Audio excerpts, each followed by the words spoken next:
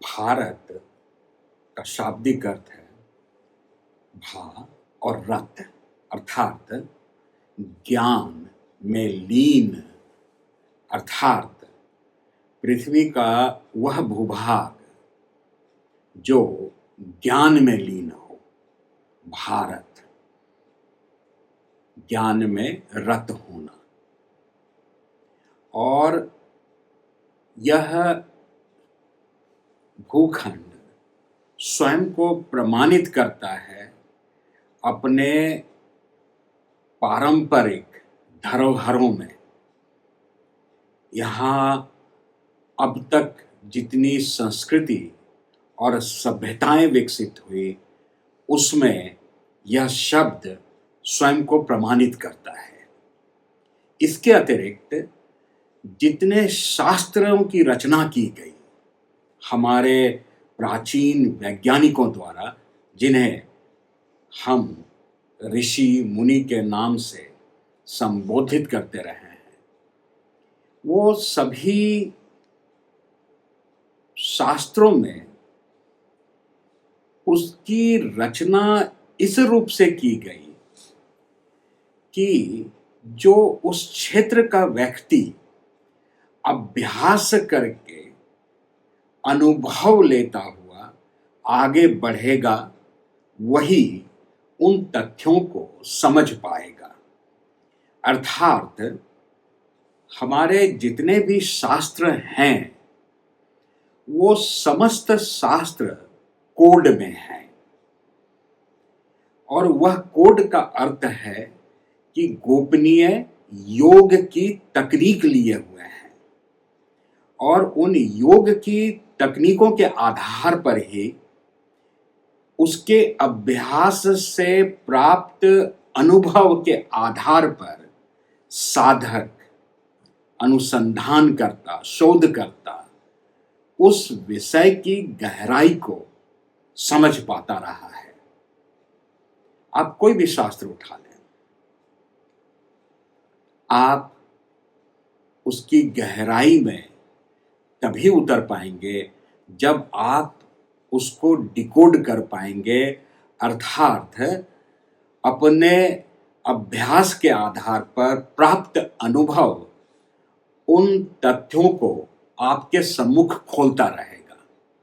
जैसे उल्लेख है गो मांस भक्षण और सोमरस पान।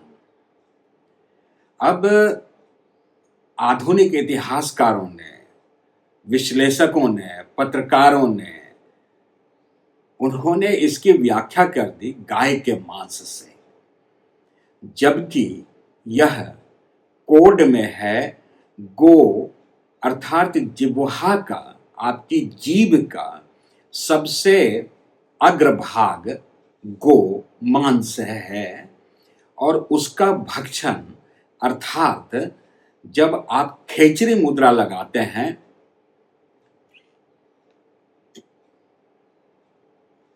और वह नाक की कैविटी के अंदर प्रवेश पा जाता है, तो वह गोमांस भक्षण है। जो हमारे दाहिनी नाड़ी से जो रस टपकता है, वह रस नमकीन है, इसीलिए राम रस कहते हैं। और जो बाईं नाड़ी से टपकता है, वह कृष्ण रस है, उसे ही सोम रस कहते हैं।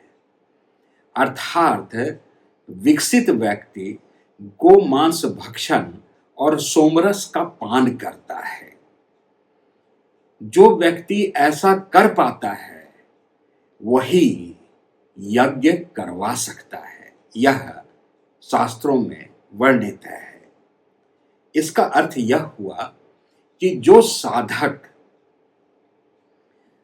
अपने जिह्वा के अग्रभाग को अपनी बाईं नासिका छिद्र में प्रवेश करा ले, और जो वहां से जो लगातार रस टपक रहा है, वही तो अमृत है। उसे ही सोम रस कहा जाता है। तो यह स्थिति प्रत्येक मानव का अपने जीवन यात्रा में, जब उसके शरीर का निर्माण अपनी माता के गर्भ में हो रहा होता है, तो उसकी जीव इसी अवस्था में होती है। और जब वह इस अवस्था में होता है तो वह श्वसन प्रश्वसन की क्रिया से मुक्त होता है, वह भूख प्यास से मुक्त होता है। और बच्चे के जन्म के पश्चात उसे उल्टा करके उसकी जीभ को खींचा जाता है और उसके खींचने के पश्चात बच्चा रोता है, श्वसन प्रश्वसन की क्रिया प्रारंभ हो जाती है।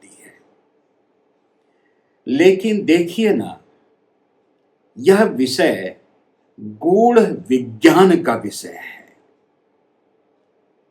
और जिसे हमारे शास्त्रों में अंकित किया गया कोड के तौर पर, संक्षिप्त फॉर्मूला के तौर पर। और जो व्यक्ति उसका अभ्यासी नहीं है वो कुछ का कुछ उसकी व्याख्या कर गया और इसी अनुभवहीन व्याख्याओं के कारण हमारा यह दुर्दशा हुआ कि हम अपने धरोहर को संजो कर रख नहीं पाए, बल्कि हम उसके शत्रु बन गए। अपने महान वैज्ञानिक उपलब्धियों को नकारना हमारे आधुनिकता का परिचय पत्र बन गया। जरा विचार कीजिए, पता कुछ है नहीं और कमेंट ऐसा जैसे सारा ब्रह्मांड घूम करके आ गए हो। तो इस प्रकरण में गलती यहां हुई कि जो व्यक्ति जिस क्षेत्र का नहीं है वो उस क्षेत्र के ऊपर अपनी राय देने लग गया। अच्छा, आधुनिक भारत में हो क्या रहा है?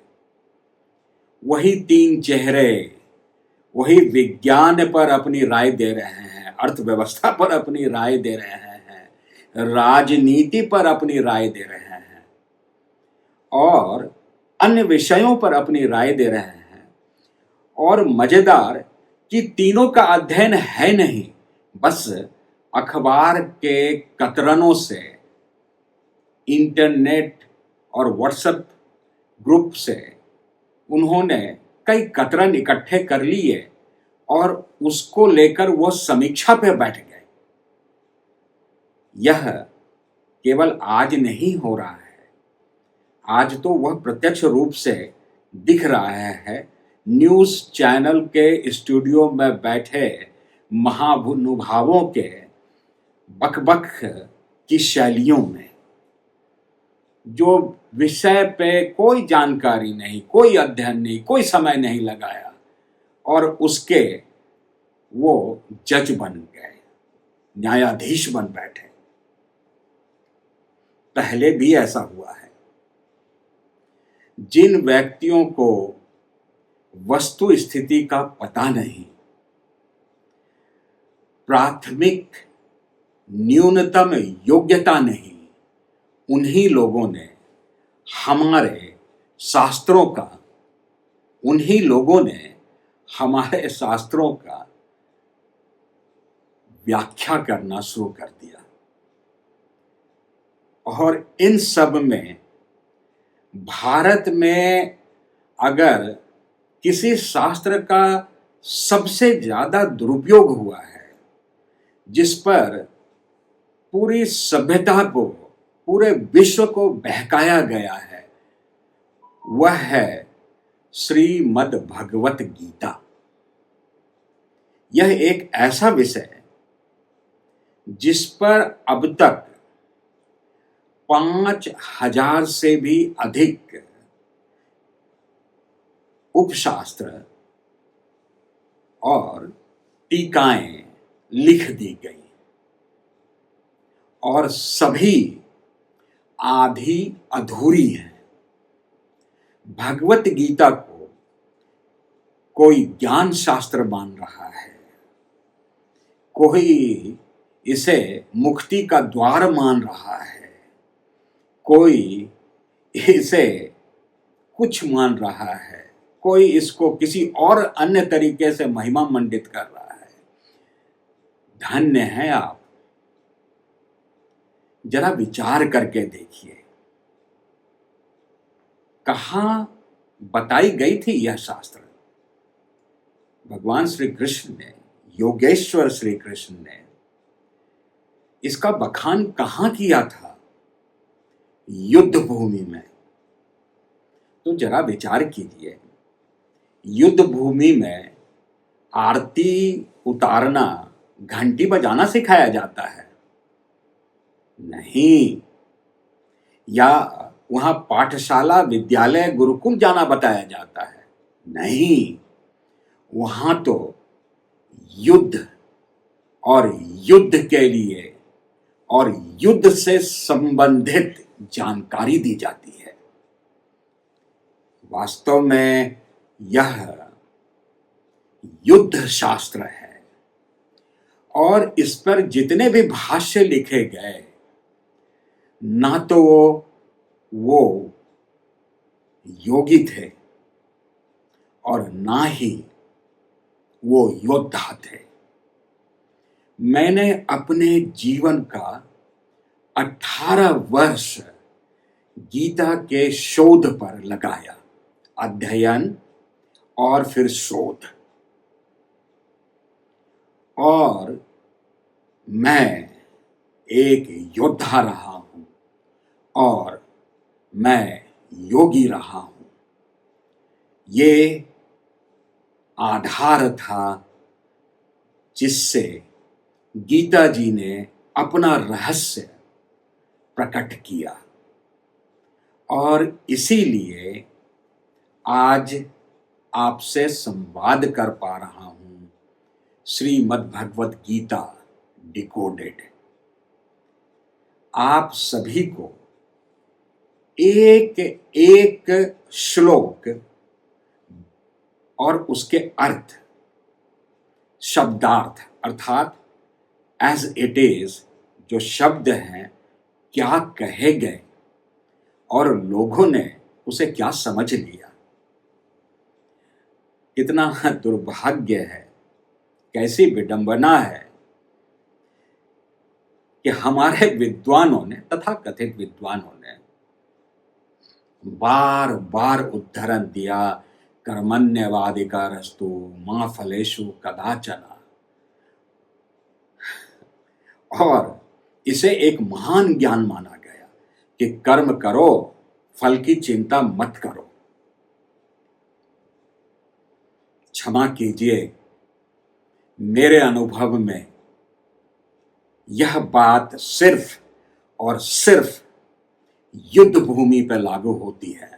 अर्थात तुमने तलवार उठा लिया, या तो मरो या काटो, या तो वीर गति को प्राप्त हो या विजयी हो। वहां फल की चिंता नहीं करना है। लेकिन आम सामाजिक जीवन में फल की चिंता करो, तभी कर्म ठीक होंगे। अन्यथा कर्मण्यवाधिकारस्तु मा फलेषु कदाचन, रेड लाइट ट्रैफिक पे लगा है, आप रफ्तार से निकल जाइए, 4 को कुचल दीजिए, खुद मर जाइए। लड़की दिखी, आप सौंदर्य पर मोहित हो गए, आप कर दिए। कर्मण्यवाधिकारस्तु मा फलेषु कदाचन, गलत, बिल्कुल गलत। फल की चिंता कीजिए, वही आपको सही कर्म की ओर ले जाएगी जी। तो कर्म आपको क्या फल देगा, इस पर विचार कीजिए।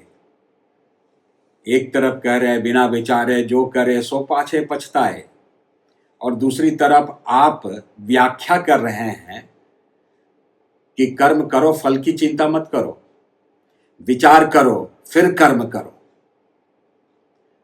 फल की ओर देखो कि यह तुम्हें कहां ले जाएगी, फिर कर्म करो। वहीं से तो विवेक जागता है। तो फिर इन व्याख्याओं ने धीरे धीरे भारत के मानव को कमजोर बनाना शुरू कर दिया। 5,000 भाष्य लिखे जा चुके हैं। क्या उसके बाद एक भी महाभारत हुआ इस राष्ट्र में? नहीं हुआ। क्यों? क्योंकि लोगों ने भगवत गीता को समझा ही नहीं। भगवत गीता का एक ही उद्देश्य था, व्यवस्था निर्माण। क्या हम व्यवस्था निर्माण में लगे? नहीं लगे। हमने तो व्यवस्थाओं को चौपट करने में अपना जीवन बिताया है। हम भारतीयों के कर्म तो ऐसे हैं, और भगवत गीता को हृदय से लगाकर हम ज्ञानी समझने का भूल कर बैठते हैं। गलत है। श्रीमद् भगवत गीता यह आपको युद्ध भूमि का एक योद्धा बना सकती है, और वह युद्ध कर सकने का सामर्थ्य पैदा कर सकती है, जिसे उचित मार्गदर्शन मिलने के पश्चात आप अपने व्यावहारिक जीवन में यदा कदा प्रयोग में ला सकते हैं और जीवन को श्रेष्ठतम ऊंचाइयों की ओर ले जाने के लिए प्रेरित हो सकते हैं। कोई इसे मुक्तिदायिनी कह रहा है। देखिए, भ्रम है। इसमें ज्ञान है, लेकिन उनके लिए जिनमें पुरुषार्थ है। यह पुरुषार्थ को जगाने का ग्रंथ है कि भागो मत, लड़ो, युद्ध करो। और यह शिक्षा, यह समझ भारतीय मानसिकता से विलुप्त हो गई।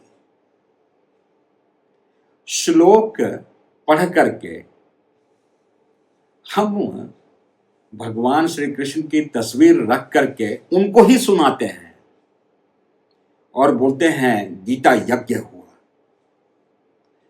मैं देखा, भ्रमण में समझने का प्रयास किया, जितने भी गीता पे व्याख्या देने वाले लोग मिले, हमें बड़ा आश्चर्य हुआ कि आपने समझा क्या। विषय है कुछ और, आप समझ रहे हैं कुछ और।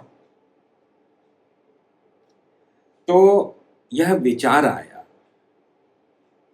कि इसके एक एक श्लोक की गहराइयों से साधकों का परिचय हो जाए, और अगर गहराई में उतरने के लिए आप तत्पर हैं तो आपका स्वागत है। अगर आपकी वृत्ति इन तथ्यों को जानने के लिए उत्सुक और व्याकुल नहीं है, तो आप अपना समय व्यर्थ ना गंवाएं। जिसे जिस रूप से समझना है, समझकर अपनी यात्रा करें। अंततः समझदारी या नासमझी का परिणाम तो व्यक्ति व्यक्तिगत तौर पर स्वयं भुगतेगा। जो सजग हैं वो आगे बढ़ जाएंगे। जो गुलामी के चक्रव्यूह में स्वयं को श्रेष्ठ मानते हैं, उनका जीवन भी, भौतिक जीवन तो बहुत ही अच्छा रहेगा, क्योंकि उनके पास में समस्त समीकरण होंगे जहां वो भौतिक उपलब्धियों को, धन संपदाओं को एकत्रित करके भौतिक जीवन को आराम से बिता सकते हैं। गीता अर्थात युद्ध शास्त्र, युद्ध शास्त्र अर्थात पुरुषार्थ, जिसे निर्भीक होना होगा। कायरता, कमजोरी आपको युद्ध भूमि से भगाएगी और उसी को पुनः स्थापित करने के लिए ही तो योगेश्वर श्री कृष्ण ने यह गीत के तौर पर गा करके अर्जुन को समझाया। आइए हम सभी इस प्रकरण में योगेश्वर ने क्या कहा, युद्ध भूमि में उसका बखान कैसे हुआ, वह कौन सी बात है, वह बात कितनी गूढ़ है, इसको समझने का प्रयास करते हैं। वो इसलिए ताकि पुरुषार्थ हमारा आभूषण हो, युद्ध कला हमारे सौंदर्य को निखारे और उस पर अडिगता से चलकर हम पूर्णता की यात्रा पर निकल पड़े। स्वागत है।